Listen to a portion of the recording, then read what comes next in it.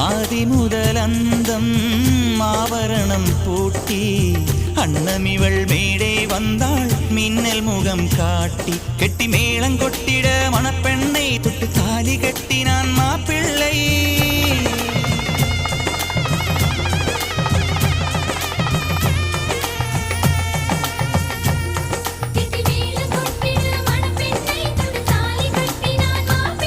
இந்த ஏழை நெஞ்சமும் நீ வாழ என்றும் பூக்கள் தூவும்